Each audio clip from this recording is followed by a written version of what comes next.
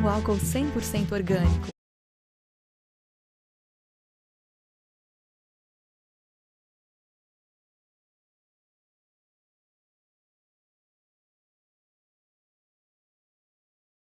A gente vai acompanhar agora o pronunciamento do presidente americano Donald Trump, a expectativa de que ele anuncie o reconhecimento de Jerusalém como capital de Israel. Vamos acompanhar com a tradução de Marcelo Lins. Quando eu cheguei à presidência, eu prometi olhar para o mundo com olhos abertos e pensamentos novos. Não podemos resolver nossas questões repetindo as mesmas velhas análises e as mesmas velhas estratégias do passado. Antigos desafios precisam de novas abordagens. Meu anúncio hoje marca o início de uma nova abordagem no conflito entre Israel e os palestinos. Em 1995, o Congresso adotou a lei da embaixada em Jerusalém, determinando que o governo federal realocasse a embaixada americana em Jerusalém e que reconhecesse que esta cidade, e muito importante, é a capital de Israel. Essa lei passou no Congresso por uma enorme maioria dos dois partidos e foi reafirmado num voto unânime no Senado apenas 6 meses atrás. Mesmo assim, por mais de 20 anos, todos os presidentes americanos que me antecederam exerceram a renúncia a essa lei, recusando-se a transferir a embaixada para Jerusalém ou mesmo de reconhecer Jerusalém como a capital de Israel. Os presidentes foram assinando essas renúncias, acreditando que talvez adiando o reconhecimento de Jerusalém como capital pudesse favorecer a causa da paz. Alguns dizem que faltou-lhes coragem, mas eles fizeram seu melhor julgamento baseados em fatos, como eles entendiam esses fatos na época. Mesmo assim, aí está o registro. Depois de mais de 2 décadas de renúncia, não estamos mais próximos de um acordo de paz duradouro entre Israel e os palestinos. Seria absolutamente loucura acreditar que repetir essa mesma fórmula exatamente produziria agora um resultado melhor ou diferente. Por isso, eu determinei que chegou a hora de oficialmente reconhecer Jerusalém como a capital de Israel. Enquanto presidentes que me antecederam fizeram disso uma promessa importante de campanha, eles não cumpriram isso. Hoje, eu estou entregando o que prometi. Eu analisei e julguei esse tipo de ação como sendo no melhor interesse dos Estados Unidos da América e também na busca pela paz entre Israel e os palestinos. Isso é um passo que já deveria ter sido tomado faz tempo para avançar no processo de paz e para chegar a um acordo duradouro. Israel é um país soberano, com o direito, como qualquer outra nação soberana, de determinar aonde fica sua própria capital. Agora, assumindo que isso é um fato, é também uma condição necessária para chegar à paz. Foi há 70 anos que os Estados Unidos, sob o presidente Truman, reconheceram o Estado de Israel. Desde então, Israel fez a sua capital a cidade de Jerusalém, a capital do povo judeu estabelecida em tempos antigos. Hoje, Jerusalém é a sede do moderno governo de Israel.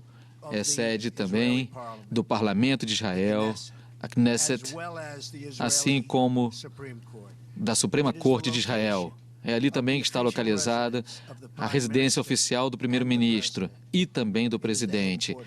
Fica ali também o quartel-general de muitos ministérios do governo. Por décadas, presidentes americanos que visitaram a região, secretários de Estado, militares, também encontraram com seus parceiros israelenses em Jerusalém, como aconteceu comigo quando eu fui a Jerusalém no início do ano.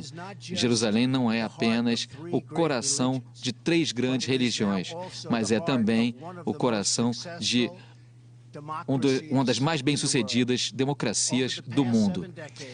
Nas últimas 7 décadas, o povo israelense construiu um país onde judeus, muçulmanos e cristãos e pessoas de todas as fés podem viver livremente e praticar sua fé de acordo com a sua consciência, de acordo com suas crenças.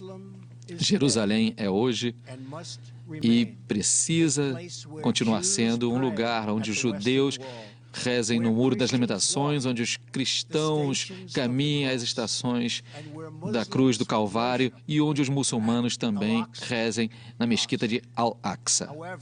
Mesmo assim, por todos esses anos, presidentes representando os Estados Unidos declinaram da obrigação de reconhecer oficialmente Jerusalém como capital de Israel. Na verdade, nós desistimos também de reconhecer qualquer capital para Israel, mas hoje, finalmente, reconhecemos o oposto. Jerusalém é a capital de Israel.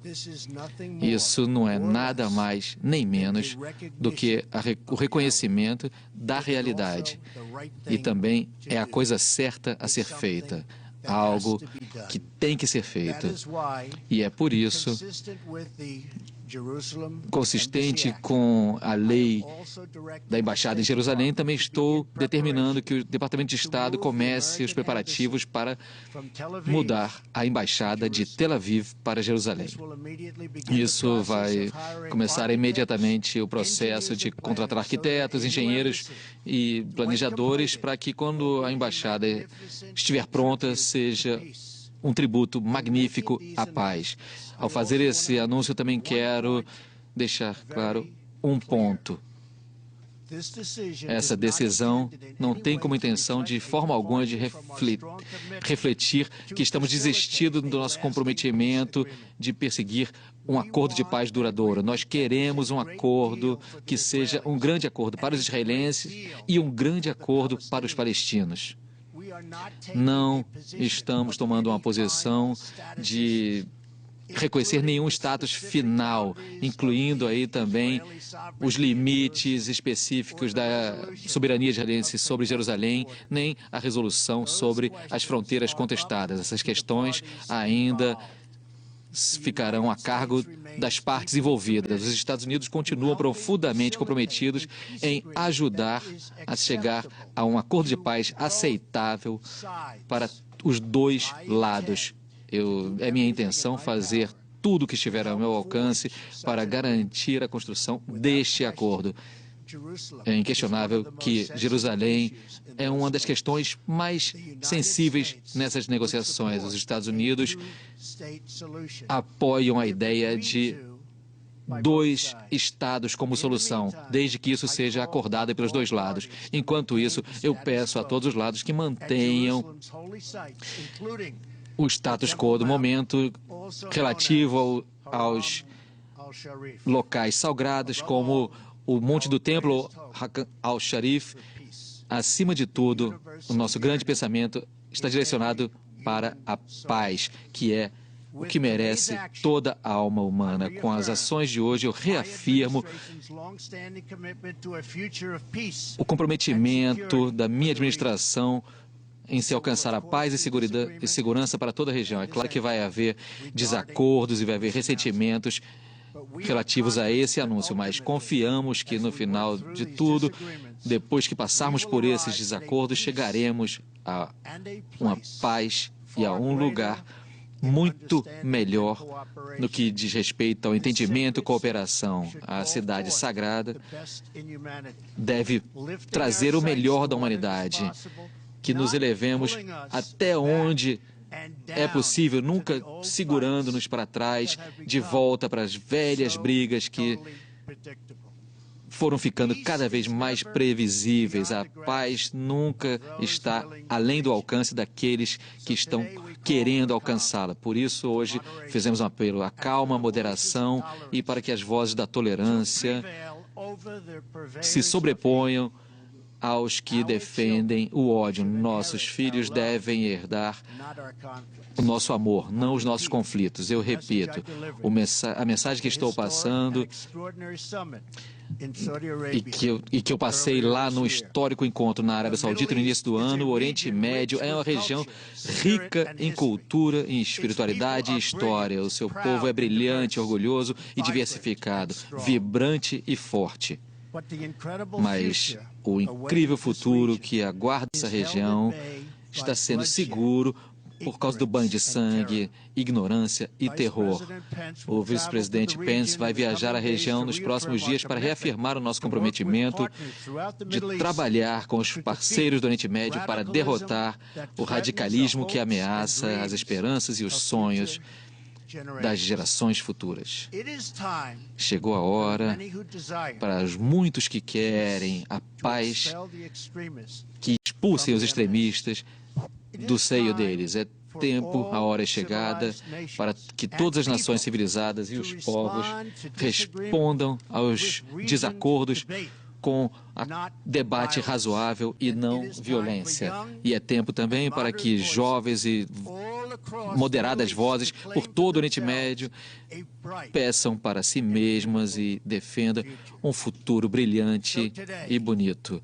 Então, hoje, vamos nos dedicar cada vez mais a um caminho de entendimento mútuo e respeito. Vamos repensar os velhos pensamentos, abrir nossos corações e mentes para o possível e as possibilidades. E, finalmente, eu peço que os líderes da região, políticos e religiosos, israelenses e palestinos, judeus e cristãos e muçulmanos, que se unam a nós na nobre busca por uma paz duradoura. Muito obrigado.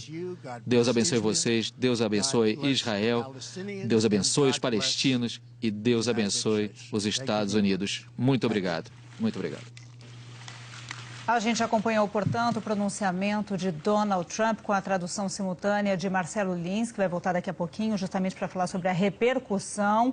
Olha, ele começou falando que antigos desafios precisam de novas abordagens e também dizendo que reconhecem, portanto, que Jerusalém é a capital de Israel. A gente está vendo as imagens ao vivo, portanto, dele assinando já um documento que justamente faz essa mudança de abordagem. Olha, ele mostra esse documento agora para as câmeras e a gente vai falar sobre essa repercussão toda desse pronunciamento que foi feito. Ele também anunciou já a mudança da Embaixada dos Estados Unidos de Tel Aviv para Jerusalém. O documento